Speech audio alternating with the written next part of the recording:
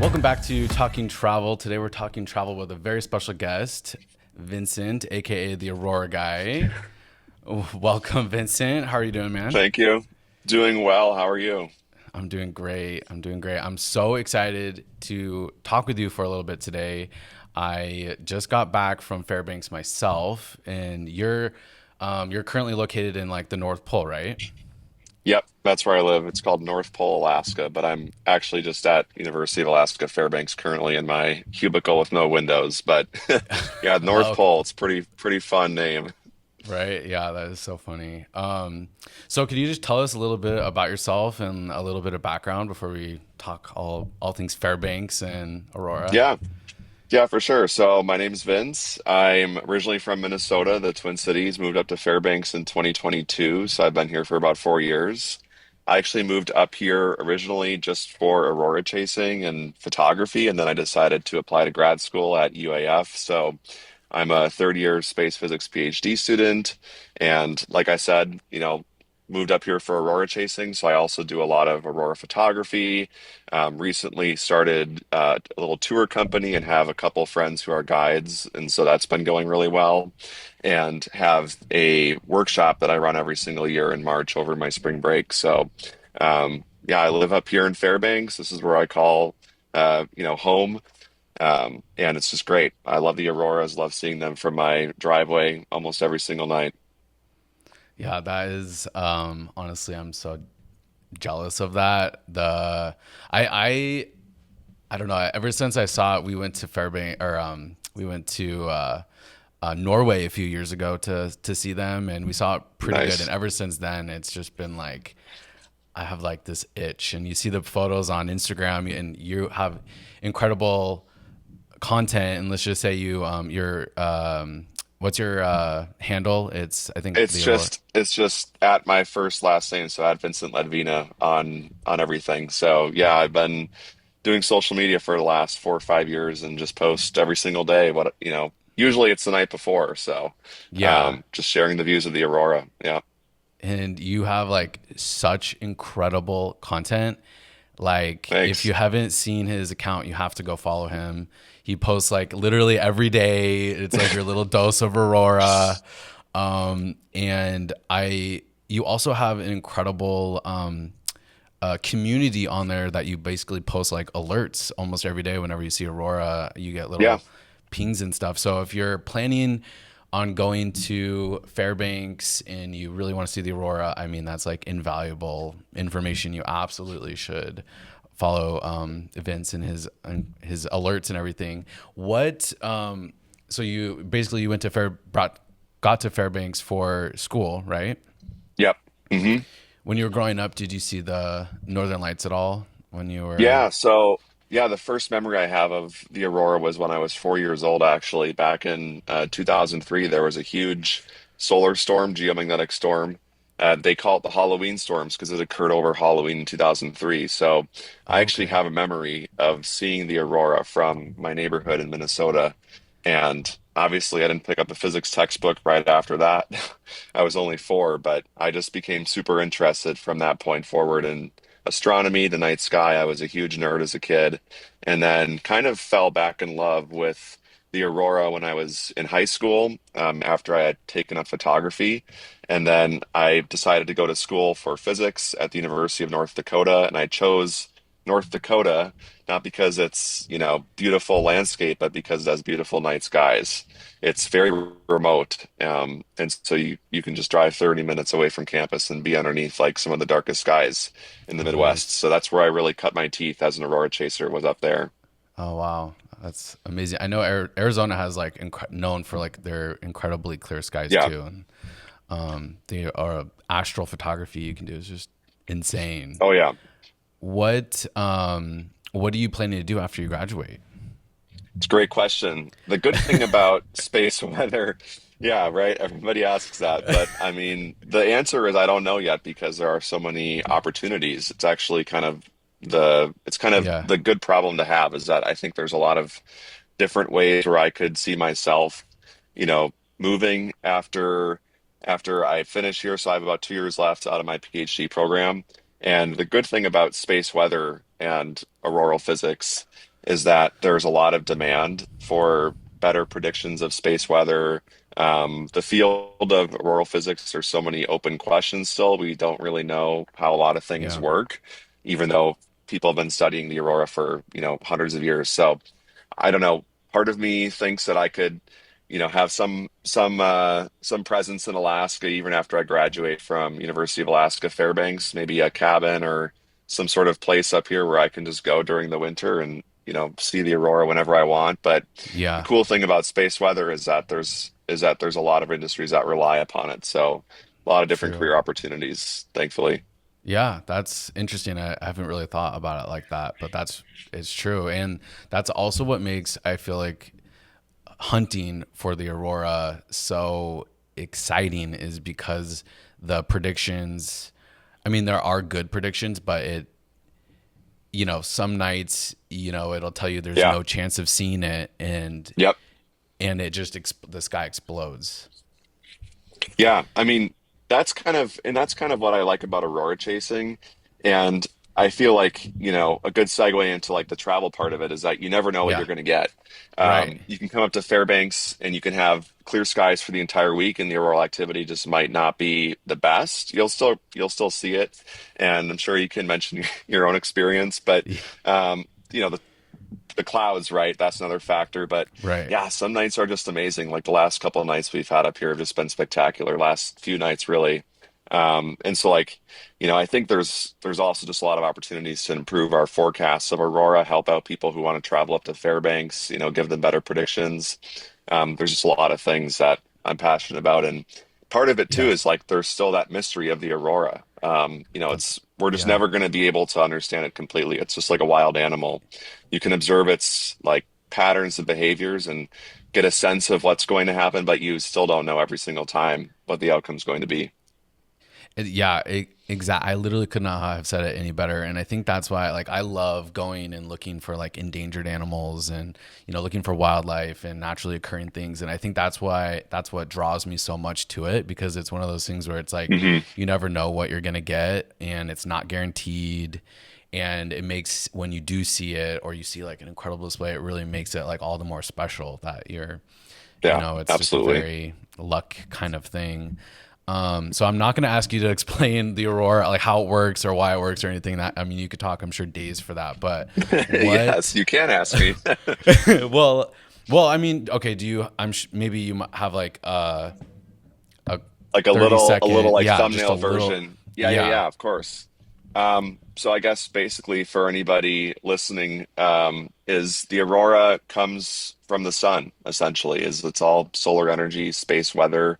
The big takeaway is that the sun is not just this ball of light in the sky, but is dynamic and, has the solar wind that comes out of it that transports energy throughout the solar system that hits Earth, charges up our magnetic shield. We have a protective shield around us, and that energy, it's kind of like an exhaust, or like it sort of gets diverted over the polar regions. And the aurora that you see in the sky is due to basically gas in our own atmosphere getting energized from the electricity from outer space. And then the different colors correspond to different gases being energized, like oxygen and nitrogen. So sometimes you have the auroral oval over Alaska. That's sort of its natural resting place, but you can have big solar storms that push it to lower latitudes. And that's how people in like Florida can see the aurora sometimes. So that's very sort of bite-sized version of it, but it yeah. really all comes from the sun. It's like the final endpoint in the whole space weather train from sun to mud. It's so crazy. It's like literally like galactic energy that illuminates the Yeah. sky. It's just, Hmm. it's so cool. What makes Fairbanks one of the best places in the world to go and see the aurora? Yeah, so I always tell people there are kind of two main reasons I would say, well, maybe three main reasons. The first one is that we have really good weather compared to a lot of other aurora chasing destinations, which are like Reykjavik and Iceland, or just Iceland more broadly, Northern Norway, Sweden, Finland, and also Northern Canada. We have really good weather in March and also February, April, but kind of around that springtime, that's when the weather patterns sort of stabilize. And so March is very dry typically, as well as September. So it's very cold in Fairbanks. That's the only downside. But if you can get past that, we have really good weather. And the second reason is that we're underneath the auroral oval, which is sort of this ring encircling the geomagnetic poles. There's one in the northern hemisphere, one in the southern hemisphere. And underneath those auroral ovals, you can see the aurora every single night as long as it's dark and clear in some fashion. Of course, there's going to be better nights than others, but you'll Yeah. see something if you're in Fairbanks every single night. And then the third reason is that we have a lot of roads that go out of town. So if it is cloudy in Fairbanks, or you just want to have a different sort of scene, like if you want mountains, if you want forests, rivers, reflections, like there's a lot of roads that you can choose from to get away from town and get different foregrounds and things like that for your shots, like your photography and all that. Yeah. Yeah. That's so true. And like just by personal experience, we went to Tromsø in Norway, Hmm. and comparatively, the city of Tromsø was like it illuminated so much more light pollution than Oh, right. Fairbanks. It's a Yeah. much bigger city, and there at least rental cars were not really an option, and so you have to basically every night you have to go on these huge tours with depending Hmm. on how much you want to spend. And I mean, we went to Finland one night and it was a 3 hour drive on a coach bus to go Sounds stand. fun. Dude, no, it honestly was not fun. And it was our third night there. We drive all the way to Finland, 3 hours. We wait around like an hour and a half, zero Aurora activity. Then we drive 3 hours back. And that was when like the group I was with was like, this isn't that fun. I don't want to do this again. Yeah, those Because, kinds of experiences. Yeah. but like Fairbanks is great in, like, I believe you do your workshops a little bit outside of the city too. So then Yeah. you're able to almost, from your cabin or your Airbnb or whatever, literally go outside and have incredible conditions, right? Yeah, so I mean, there's different philosophies for the tours, right? I mean, there's people in Fairbanks that run those coach bus style tours. That's not really how I think the best, ex like, that's not the best way to experience it, in my opinion. I think it's nice to have smaller groups, like 4 to 5 people. It's kind of a good size, like just one SUV full of people, and that's it, right? Yeah, When you have yeah, those larger groups, you have one guide trying to wrangle 20 people, 30 people, so it just limits what you can do and where you can go, especially with a large bus. But yeah, for the workshops, we typically have like 7 or 8 people. We do have a van, but it's not like a bus. It's just like a Ford yeah, Transit, nothing, yeah, yeah, nothing too crazy. And yeah, I don't think there's only been one night in the 4 years of doing this workshop, which was actually on our last workshop, and it was the last night. And people had flights in the morning, so we weren't going to go very far. But it ended up being clear at the B&B, and we actually saw the aurora like from the deck. It was pretty cool. But usually we travel a little bit just so that we can get to yeah, some better foregrounds like snowy trees or a cool view or something like that. But yeah, in Fairbanks, you usually don't have to travel too far. Sometimes you do have to drive like 6 hours, but that's only if yeah, you're trying to get those clear skies. So, yeah. yeah. What I know that I think you're pretty much completely sold out for your workshops or your tours this year, but like for next year, if people are interested in hiring you as a guide, tell us Hmm. like a little bit about like what you offer. Yeah. So, since I'm a student, I actually don't do the tours myself, but like my Okay. roommate, Yeah. for example, she's a full-time Aurora chaser and she moved up here to do this.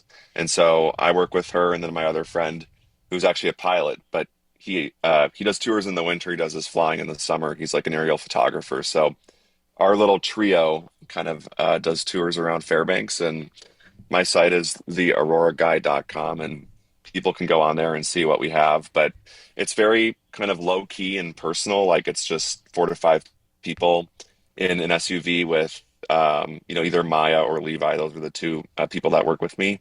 And the good thing about us is that, we're all in the same group chat together, like talking about the data and the science. And that's what's really important is that there is this mystery behind the aurora, but a lot of it does boil down to patterns and looking at the data like the solar wind conditions or like these different magnetometer readings and figuring out if there's potential for a big show to come up. You don't necessarily know when that's going to happen, but you have an idea whether or not the night is just getting started or the night is kind of wrapping up.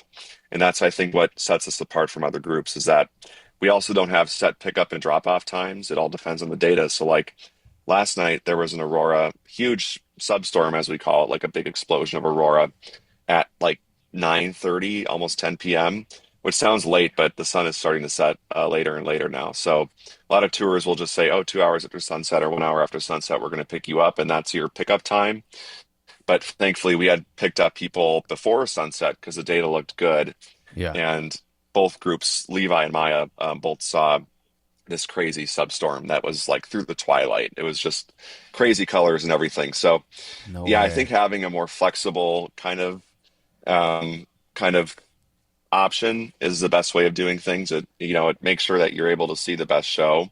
And Yeah. we maybe charge a little bit more than the huge tour bus, groups, but in return, you get somebody who, is a professional photographer, knows the science, and you're not crammed with 30 other people in a school bus. Like, No, that's yeah. sort of the common thing these days. So, Yeah, yeah, for sure. this season we're booked up, but next season we're all open. So we just started opening up those tours for 2026, 27.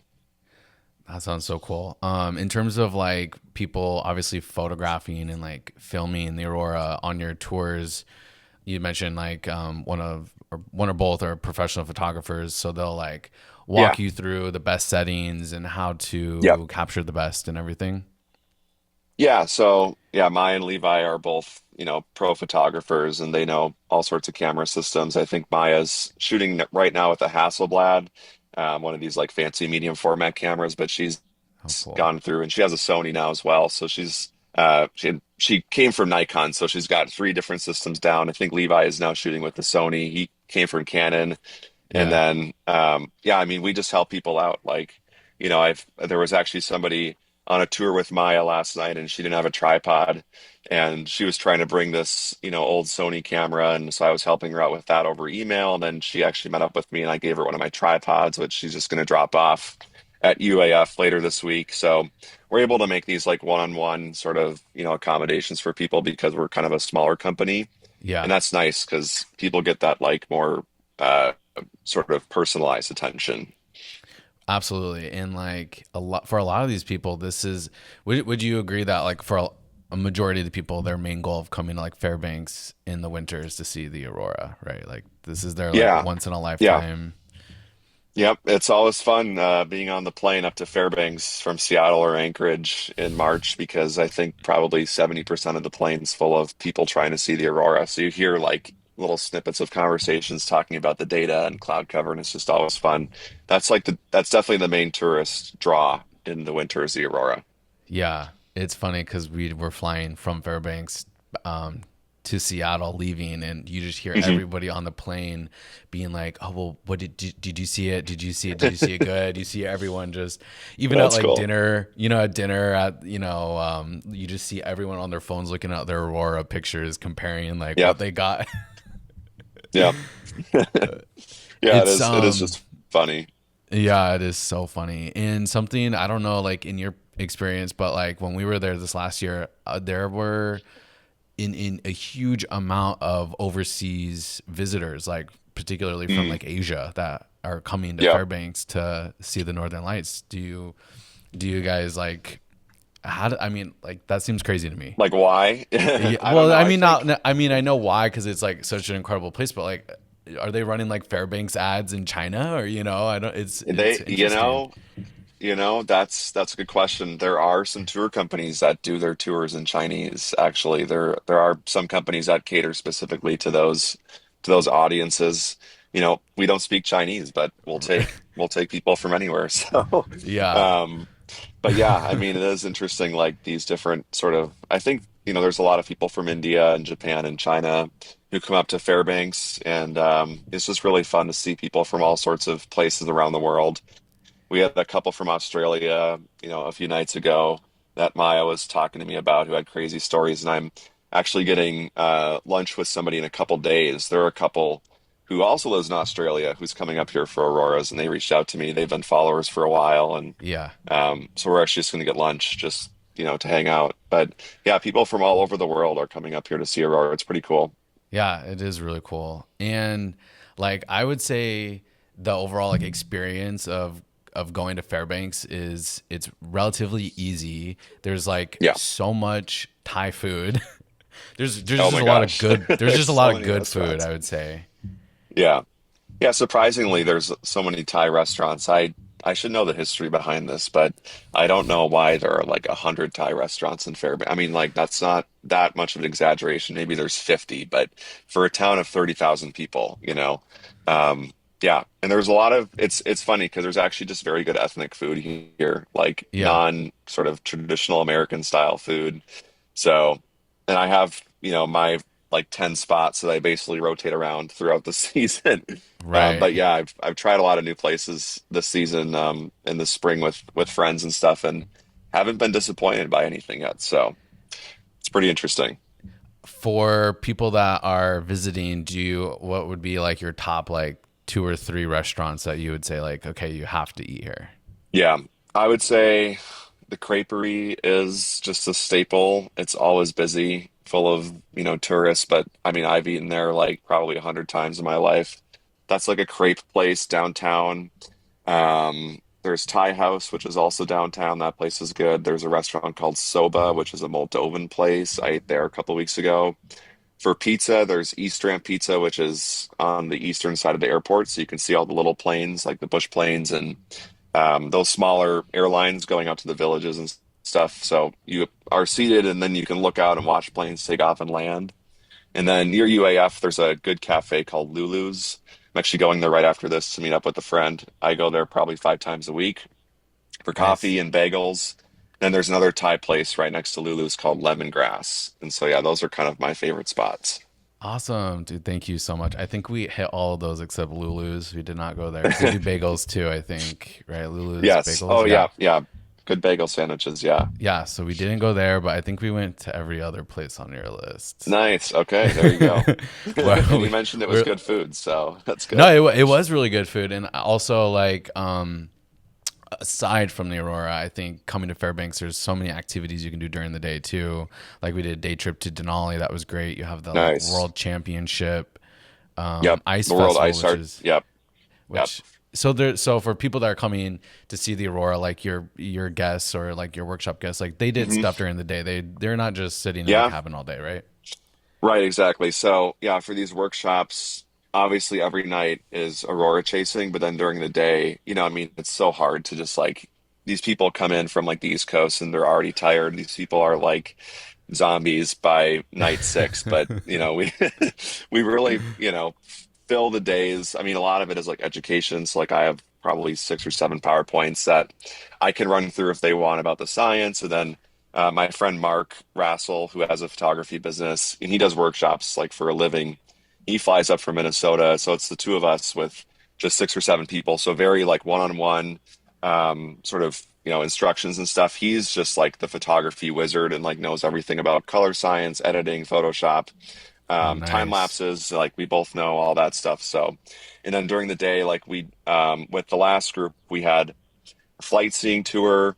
So Oh, there was a few cool. people. Not everybody wants to get in a small plane, but like they went around Denali and then came back. That's the best way Oh, to see Denali wow. is by plane. And then Whoa. we had dog sledding. We went and did a reindeer walk. We did the Ice Art Championship as well. And yeah, just sort of, going around downtown, going to the different museums, um, all that stuff. So it's a lot of activities, but Yeah. you get to see most of Fairbanks in a week and you get the Right. auroras too. So it's kind of the best way of doing it.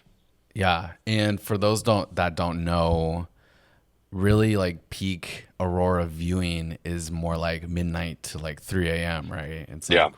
Yeah, exactly. Yeah, that's just sort of when you're rotated underneath the auroral oval at its maximum extent. So like the auroral oval sort of, if you imagine the Earth and then the sun is at one end, the side that's directly opposite the sun is sort of where the auroral oval is the strongest. So in the okay. evening, you're not yet rotated underneath it, and then as you do, the aurora just kind of comes more overhead. So that usually happens around midnight to 3 a.m. roughly. So if you do go to Fairbanks and you're hunting the aurora, you got to be like prepared You when, got it? if you don't see it from like 9 to midnight, you can't just call Oh it quits and yeah. go to bed. Yeah, and like people, I'm not going to go on this tangent too much, but that's Yeah. probably the number one reason people don't see it in Fairbanks is because they go to sleep too early. And it's so hard when you're planning daytime activities on your own to also be awake at night. That's Right. why I recommend people do a tour, at least one. Right. You don't have to do a tour Yeah. every single night, because that'll get expensive for a lot of people. But just one tour, that way you can sleep in the van or the car or whatever. And you don't have to worry about driving places. You can just spill out of the vehicle when there's a substorm. You take your pictures, you see it, and you've checked it off the list. And Right. then on the nights that you don't have a tour, then you can go out on your own and stay up as long as you can. But it is, I would say, basically impossible for most people to do a daytime something during the day, like starting at 8 or 9 a.m. Sometimes these tours will pick you up from your hotel to go to the Arctic Circle or go down to Kastner Right. Ice Cave or these other places, and Yeah. then come back and then be out until 3 a.m. that same night. I mean, it really is impossible. So Yeah. that's That's the rough. biggest tip I have is like if you're going to be doing daytime stuff, you need at least one tour. Otherwise, you're going to be in a world of pain trying to stay awake during the day. But Yeah. yeah, you need to stay up late. So Yeah, that's true. And we definitely, unfortunately, we overpacked during the day sometimes. And so by like 2 a.m., we were like, oh my God, we need to, 1:30, we're like, oh my God, we gotta, because yeah, then you gotta like almost an hour drive back to the hotel and, right. it gets late. Yeah, and it's yep, and it's the driving and it's the cold weather too. I mean, this Yeah. spring was just brutally cold, like minus 40 in March is very Oh my rare. God. So that really sucks the life out of you at night when It, it's minus 40 and you're standing out there. So yeah, oh, keep that in mind bro. too for people Yeah. visiting Fairbanks. You gotta make sure that you pack enough water and hand warmers and body warmers to keep you going throughout the night. Yeah. So your tours sound incredible, but for people who aren't going to do a tour every night, you also Hmm. have awesome resources on your website. You have Yeah, like, and mhm. Yeah, and so my website is just theauroraguide.com, and a lot of it's free. Like if you just go there and there's like an Alaska tab, I have some good info on, how to start planning a trip to Fairbanks, like when is the best time to come, moon phase, time of the year, calendar wise, time of the night to see the aurora, how many nights should you stay, all that stuff. And then there's a couple little ebooks I created, which I'm planning on updating soon, which have like popular aurora chasing places within Fairbanks and like around the area that have good accessibility. Some of them have bathrooms too, which is another thing is that in the winter most places don't have bathrooms. Just there's right. nothing really open past 10 p.m. here. And so yeah, I have a bunch of different resources on my website that people can check out if they want to start planning a trip and they want to do it on their own. Yeah. No, and I actually bought all of them. And they honestly are so simple to use and streamlined, and especially like the how to photograph them. Hmm. It helps just so much to have like a baseline of like kind of where to start. And like I know that last year when we saw the aurora really good in Fairbanks, I could not get the camera settings right, Mm. and like I couldn't, they were all blurry, or like they just, the settings were not optimal. And Yeah. after like reading your guide, it this year it improved my photography like such a large amount. I couldn't believe, I'm like, oh my God, why didn't Oh, I that's great. have this Well, last that's great to year? hear that. Yeah, no, it really, really did help. And I'm like, I'm a professional photographer. I do this professionally, like full time. So to be able to like have that like insight was priceless. So thank you. And for anyone who's Great. interested, it's like $12. It's so affordable. I Yeah. mean, it's a no brainer. Like it's a must. You have to get them. Yeah, And and you have a like few. Oh, go ahead. oh, I was just gonna say, I don't want to ever like sell a course or anything like that. I mean, like these ebooks are things that I have definitely put time into creating, so that's why I sell them. But otherwise, most of the information that you need to get going is just totally free, and like whether it's in a blog article or on one of the pages, like it's all there. So just want to Yeah. make sure people know that too. Like, I do have these products and things which have like more sort of tailored knowledge, but a lot of the basics and like that'll get you 99% of the way there. That's just all open source. Right. And thank you for that because that I mean you're such a nice guy. I don't really know you that well, but like just based off of your just talking with you and like all of even before we have this um podcast episode, like you're just all the information you post on socials and on your website, you just are so friendly and wanting to like share your knowledge and information with people. So thank you so much I appreciate that. for that. It's really a gift. It really is. So I like to wrap up each episode with a question of what excites you about travel, and it could be travel anywhere that you like to go, or it could be what excites you about Fairbanks, or what excites you about the Aurora. Yeah, okay. I guess I'll do two things. My goal in life is to see Aurora on all seven continents. So far I've seen the Aurora in Asia. I've seen it in Europe, if you count Iceland as Europe, and I've seen it in North America. So I have three out of the seven to go, or three out of the seven, four out of the seven to go. Really want to see the Southern Lights. I think that's the next thing, and also go up to Norway and probably do kind of a similar thing to you. I just want to check out Tromso, like as a tourist first, and then maybe scout some locations, and then go back and really go hard on the Aurora chasing. I have some friends up there, so probably just gonna pick their brains about it. But that's like my stretch goal. And in Asia, I saw it in India actually during the huge May 2024 storm, totally Oh, unexpected. So that's really? like a very, yeah, it's probably never going to happen again in my life, but you No never know. way. And then, yeah, what excites me about Fairbanks, I think just, you know, seeing all the excitement up here is just really contagious. Like in March, especially, there's just so many people here that are up here for the Aurora. And Mm. like I just like ran into people like random strangers at coffee shops that, are talking about the Northern Lights, and I'll just kind of like, be eavesdropping low key and Yeah, yeah, just kind of ask them a question, and then it turns out that they're following me, and that's just kind of a funny thing too.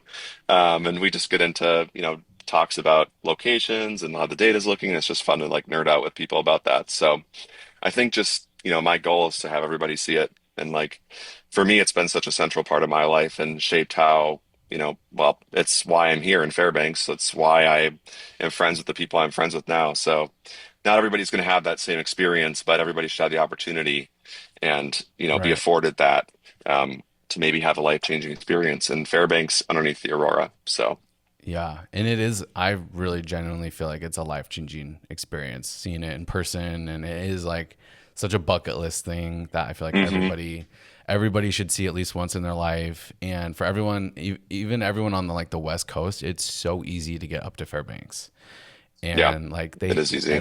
everyone has no excuse. They really should, because so many people are, that I talk to, that I everyone says like, oh, I want to see that, it's on my bucket list. But it's like, well, make it happen, because it's really not that Yep, hard to do. And we're at a 11 year cycle, so this is the best years right now. yep, yep. Now's the time. Now is the time. Well, thank you so much for talking travel with me. I really appreciate it and all the insight. And if you haven't, make sure to follow Vince on all socials and check out his website and all the assets at theauroraguy.com, right? Yes, exactly. Theauroraguy.com. Thank you. Yes. Awesome. Thank you so much. And until then, safe travels.